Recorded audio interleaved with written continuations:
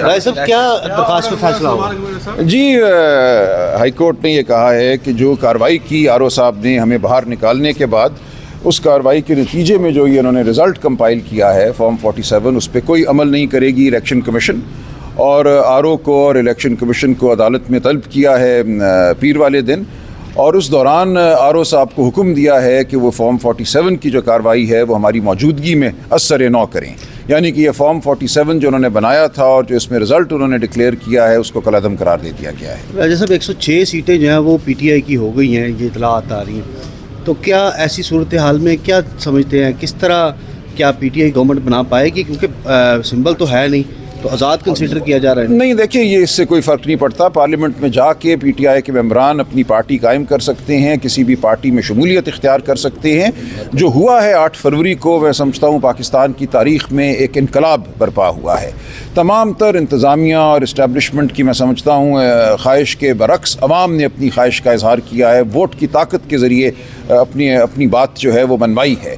تو یہ بہت بڑا واقعہ ہے، اور میں توقع کروں گا کہ ہمارے تمام جو سٹیک ہولڈرز ہیں وہ اس کا نوٹس لیں اور سمجھیں کہ پاکستانی قوم اب جمہوریت کی بنیاد پر آگے بڑھنا چاہتی ہے، پاکستانی قوم پاکستان کی تعمیر چاہتی ہے، تخریب نہیں چاہتی۔ یہ ایک بہت ہی خوشگوار واقعہ ہوا ہے کہ بڑے منظم طریقے سے کروڑوں لوگوں نے ووٹ دیے اور اپنی مرضی کے امیدوار جو ہیں ان کو چنا۔ یہ ایک بہت مضبوط اور توانا پاکستان کی بنیاد فراہم کرتا ہے 8 فروری کا دن۔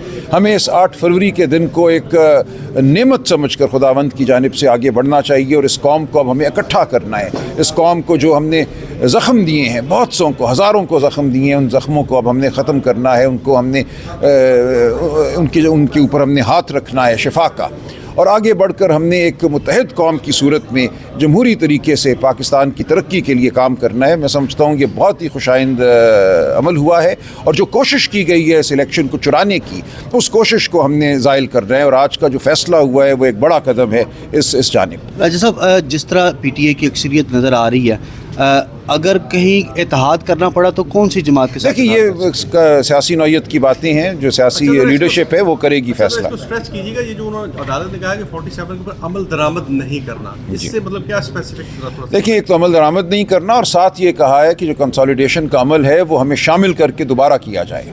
ابھی تک وہ جو لہٰذا جو ابھی تک یہ فارم 47 جاری ہوا ہے وہ قابل عمل نہیں ہے، اور میری نظر میں وہ کالعدم ہو چکا ہے۔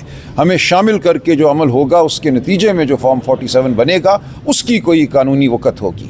اس وقت کوئی بھی جو رزلٹ جس کا اعلان کیا گیا ہے وہ بے معنی ہے۔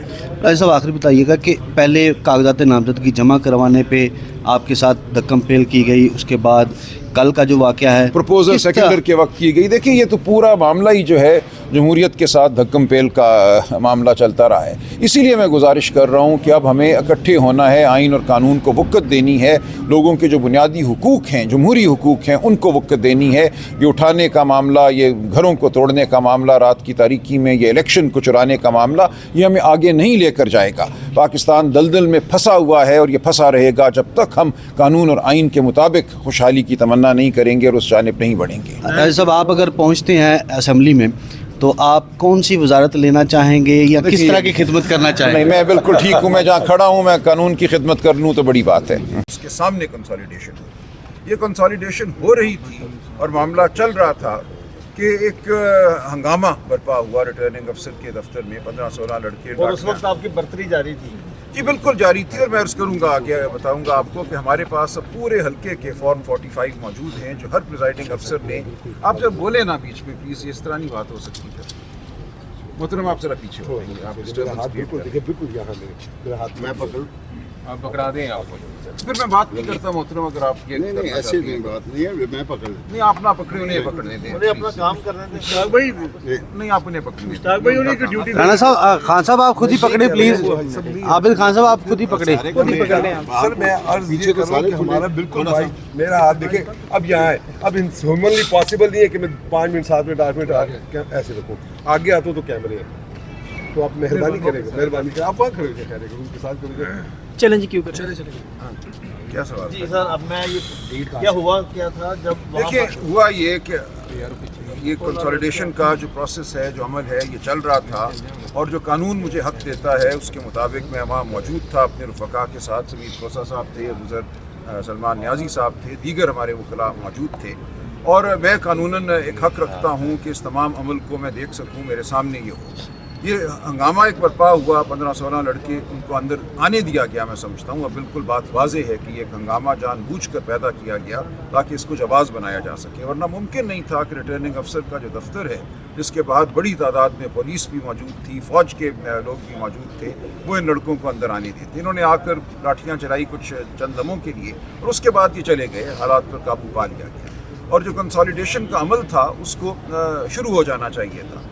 इस वाक़े को जवाज़ बनाकर पहले मुझे वहाँ से बाहर निकाला गया, कहा गया कि आप एक आधे घंटे के लिए बाहर जाइए, हम इस जगह को ज़रा सर्वे करेंगे कि कोई यहाँ छुप के तो नहीं बैठा हुआ। जब मैं वापस आया आधे घंटे 40 मिनट के बाद, तो मुझे कहा गया कि अब आरओ का हुक्म है कि आपको इजाज़त नहीं यहाँ दाखिल होने की, और हमारे पूछने पर एक ऑर्डर हमें पेश कर दिया गया आरओ साहब का लिखा हुआ, जिस पर लिखा था कि तमाम कैंडिडेट्स और उनके जो एजेंट हैं उनको इजाज़त नहीं है कि वो आरओ के दफ्तर में दाखिल हों। और उसके बाद हमें धक्के देके मैंने एहतजाज किया, तो मुझे बाकायदा मुझे और मेरी बेगम को, जो मेरी इलेक्शन एजेंट हैं, हमें बाहर निकाल दिया गया, और ये अमल सारी रात पर जारी रखा गया कंसोलिडेशन का हमारी गैर मौजूदगी में। हमारे पास जो फॉर्म 45 हैं, यानी कि हर पोलिंग स्टेशन से जो नंबर हमारे पास आए हैं, उनके मुताबिक बड़ी वाज़े में 1 लाख की बर्तरी से ये हल्का जीत चुका हूँ। सही है। मेरे वोट इन्होंने जो सुनाए, आज जो फॉर्म 47 गैर कानूनी तरीके से इन्होंने जारी किया, यानी कि जो तमाम रात की अमल करते रहे, उसके नतीजे में जो दस्तावेज़ आज इन्होंने जारी की, उसमें मुझे 1,60,000 वोट दिखाए गए हैं मेरे, और मेरे जो खिलाफ एक उम्मीदवार थे उनके 1,72,000 वोट दिखा दिए गए, जो मियाँ नवाज़ शरीफ के वोटों से भी ज़्यादा हैं। तो ये सरासर धांधली हुई है, रात के दौरान नंबरों को तब्दील किया गया है, और जीता हुआ इलेक्शन जो है हमारा, उसको हार में तब्दील करने की कोशिश अब की गई। अदालत का ऑर्डर क्या है? अब हम अदालत ये इस्तदा लेकर आए कि जो हमें निकाला गया बाहर रिटर्निंग अफसर के दफ्तर से, वो गैर कानूनी था। कानून इजाज़त नहीं देता, हक देता है कि हम वहाँ मौजूद रहते, और उस हक को छीना गया हमसे। तो अदालत ने नोटिस लिया है इस बात का, आरओ को और इलेक्शन कमीशन के नुमाइंदगान को बुलाया है पीर वाले दिन, और उस दौरान ये हुक्म दिया है कि जो रिज़ल्ट्स का ऐलान किया है हल्का NA 128 से आरओ ने, उन पर कोई अमल नहीं होगा, और आरओ को हुक्म दिया है कि तमाम अमल जो है कंसोलिडेशन का, जो उसने मुझे बाहर निकाल कर रात की तारीकी में किया, उस अमल को दोबारा किया जाए। यानी जो रिज़ल्ट दिया गया है वो कलअदम है। कोई शख्स अब ये नहीं कह सकता कि वो हल्का NA 128 से कामयाब हो गया है। बिल्कुल वो ख़त्म हो गया मामला, और उस प्रोसेस को दोबारा करने का हुक्म